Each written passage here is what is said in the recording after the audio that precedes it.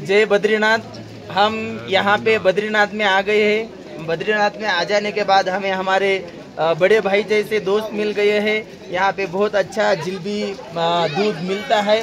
कभी भी आप बद्रीनाथ आ जाओ तो फिर भैया के हाथ का दूध पी लेना और भैया के हाथ की एक बार जलेबी खा लेना। भैया का नाम क्या है भैया? पुष्कर सिंह। पुष्कर सिंह। और ये भैया का? हमारा नाम विक्रम सिंह। विक्रम सिंह। और वीरेंद्र सिंह। हम यहाँ पे रुके वाले हैं। इन्होंने हमें कमरा दिलाया है, बहुत अच्छा कमरा है। कभी भी आप आ जाओ, यहाँ पे आपको कमरा बुक मिलेगा, कमरा यहाँ पे मिलेगा। आप आ जाओ, सस्ता है, बहुत अच्छा है, क्वालिटी है। मंदिर के नजदीक है, नंदानगर में, उत्तराखंड चमोली बद्रीनाथ के नजदीक है। बद्रीनाथ के मंदिर के ठीक सामने है। मैं आपका रूम से लिए वाला वीडियो अभी अपलोड कर दूंगा, आप देख सकते हैं। कोई भी यहाँ आ रहा हो तो इनके पास ही रुको।